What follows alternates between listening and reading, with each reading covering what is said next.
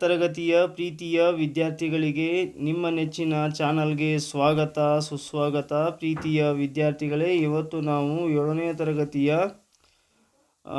ಅಧ್ಯಾಯ 12 ಭಾರತದ ಪ್ರಾಕೃತಿಕ ವಿಭಾಗಗಳು ಈ ಪಾಠಕ್ಕೆ ಸಂಬಂಧಪಟ್ಟ ಪ್ರಶ್ನೋತ್ತರಗಳನ್ನು ಇಲ್ಲಿ ಚರ್ಚೆ ಮಾಡ್ತಾ ಸಾಗೋಣ. 7ನೇ ತರಗತಿಯ ಎಲ್ಲ ಪಾಠದ ಪ್ರಶ್ನೋತ್ತರಗಳ ಲಿಂಕನ್ನು ನಾನು ಈ ವಿಡಿಯೋದ ಡಿಸ್ಕ್ರಿಪ್ಷನ್ ಬಾಕ್ಸಲ್ಲಿ ಕೊಟ್ಟಿದ್ದೇನೆ, ಅದನ್ನು ನೋಡಿಕೊಳ್ಳಿ.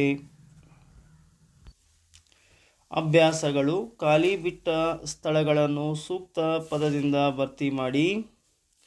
ಭಾರತವು ವಿಸ್ತೀರ್ಣದಲ್ಲಿ ಪ್ರಪಂಚದಲ್ಲಿ 7ನೇ ಸ್ಥಾನದಲ್ಲಿದೆ. ಕರ್ನಾಟಕದಲ್ಲಿ 31 ಜಿಲ್ಲೆಗಳಿವೆ. ಭಾರತದಲ್ಲಿ 28 ರಾಜ್ಯಗಳು ಹಾಗೂ 8 ಕೇಂದ್ರಾಡಳಿತ ಪ್ರದೇಶಗಳಿವೆ. ಭಾರತದ ಅತ್ಯಂತ ಎತ್ತರವಾದ ಶಿಖರ ಮೌಂಟ್ ಗಾಡ್ವಿನ್ ಆಸ್ಟಿನ್, ಇದನ್ನು K2 ಅಂತಲೂ ಸಹಿತ ಕರೀತಾರೆ. ಕರ್ನಾಟಕದ ಹೆಬ್ಬಾಗಿಲು ಎಂದು ಮಂಗಳೂರನ್ನು ಕರೆಯಲಾಗುತ್ತದೆ. ಕರ್ನಾಟಕ ರಾಜ್ಯದಲ್ಲಿ ಅತಿ ಹೆಚ್ಚು ಮಳೆ ಬೀಳುವ ಪ್ರದೇಶ ಆಗುಂಬೆ. ಈ ಕೆಳಗಿನ ಪ್ರಶ್ನೆಗಳಿಗೆ ಉತ್ತರಿಸಿ. ಭಾರತವು ಯಾವ ಯಾವ ಅಕ್ಷಾಂಶ ಹಾಗೂ ರೇಖಾಂಶಗಳ ನಡುವೆ ವಿಸ್ತರಿಸಿದೆ? ಭೌಗೋಳಿಕ ಸ್ಥಾನ ಯಾವುದು? ಭಾರತವು ಸಂಪೂರ್ಣವಾಗಿ ಉತ್ತರಾರ್ಧಗೋಳದಲ್ಲಿ ನೆಲೆಸಿದೆ. ಇದೊಂದು ದಕ್ಷಿಣ ಏಷ್ಯಾದ ಪರ್ಯಾಯ ದ್ವೀಪ. ಭಾರತವು ವಿಸ್ತೀರ್ಣದಲ್ಲಿ ಪ್ರಪಂಚದಲ್ಲಿ 7ನೇ ಸ್ಥಾನದಲ್ಲಿದೆ ಹಾಗೂ 2ನೇ ಜನಭರಿತ ರಾಷ್ಟ್ರ. ಭಾರತವು ಉತ್ತರದ ಕಾಶ್ಮೀರದಿಂದ ದಕ್ಷಿಣದ ಕನ್ಯಾಕುಮಾರಿ ಭೂಶಿರದವರೆಗೆ ಹಾಗೂ ಪಶ್ಚಿಮದ ಕಚ್ನಿಂದ ಪೂರ್ವದ ಅರುಣಾಚಲ ಪ್ರದೇಶದವರೆಗೆ ವಿಸ್ತರಿಸಿದೆ.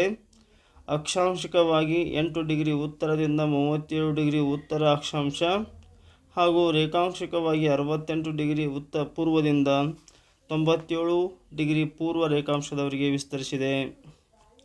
ಪ್ರಶ್ನೆ ನಂಬರ್ 2. ಕರ್ನಾಟಕದ ನೆರೆಹೊರೆಯ ರಾಜ್ಯಗಳನ್ನು ಪಟ್ಟಿ ಮಾಡಿ. ನಮ್ಮ ರಾಜ್ಯವು ಜಲ ಮತ್ತು ನೆಲ ಮೇರೆಗಳೆರಡನ್ನೂ ಹೊಂದಿದೆ. ಉತ್ತರದಲ್ಲಿ ಮಹಾರಾಷ್ಟ್ರ, ಪೂರ್ವ ದಿಕ್ಕಿನಲ್ಲಿ ಆಂಧ್ರ ಪ್ರದೇಶ ಮತ್ತು ತೆಲಂಗಾಣ ಹಾಗೂ ನೈಋತ್ಯದಲ್ಲಿ ಕೇರಳ ರಾಜ್ಯವನ್ನು ಹೊಂದಿದೆ. ಭಾರತದ ಪ್ರಾಕೃತಿಕ ವಿಭಾಗಗಳನ್ನು ಹೆಸರಿಸಿರಿ. ಭಾರತದ ಪ್ರಾಕೃತಿಕ ವಿಭಾಗಗಳು ಇಂತಿವೆ: ಉತ್ತರದ ಪರ್ವತಗಳು, ಉತ್ತರದ ಮೈದಾನಗಳು, ಪರ್ಯಾಯ ಪ್ರಸ್ಥಭೂಮಿ, ಕರಾವಳಿ ಪ್ರದೇಶ. ಕರ್ನಾಟಕದ ಪ್ರಾಕೃತಿಕ ವಿಭಾಗಗಳು ಯಾವುವು? ಕರ್ನಾಟಕದ ಪ್ರಾಕೃತಿಕ ವಿಭಾಗಗಳು ಈ ಕೆಳಗಿನಂತಿವೆ: ಕರಾವಳಿ ಪ್ರದೇಶ, ಮಲೆನಾಡು, ಮೈದಾನ ಪ್ರದೇಶ, ಉತ್ತರ ಮೈದಾನ ಮತ್ತು ದಕ್ಷಿಣ ಮೈದಾನ ಅಂತಕ್ಕಂಥದ್ದು ಮೈದಾನ ಪ್ರದೇಶದಲ್ಲಿ 2 ಭಾಗಗಳು.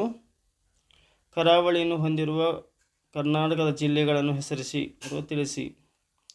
ಕರಾವಳಿಯನ್ನು ಹೊಂದಿರುವ ಕರ್ನಾಟಕದ ಜಿಲ್ಲೆಗಳೆಂದರೆ ಉತ್ತರ ಕನ್ನಡ, ಉಡುಪಿ ಮತ್ತು ದಕ್ಷಿಣ ಕನ್ನಡ ಜಿಲ್ಲೆಗಳು.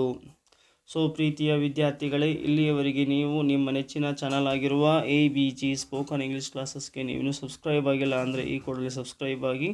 ಈ ವಿಡಿಯೋ ನಿಮಗೆ ಇಷ್ಟ ಆದರೆ ದಯವಿಟ್ಟು ಲೈಕ್ ಮಾಡಿ, ಶೇರ್ ಮಾಡಿ ಮತ್ತು ಕಮೆಂಟ್ ಮಾಡಿ ಅಂತ ಕೇಳಿಕೊಳ್ಳುತ್ತಾ ಧನ್ಯವಾದಗಳು.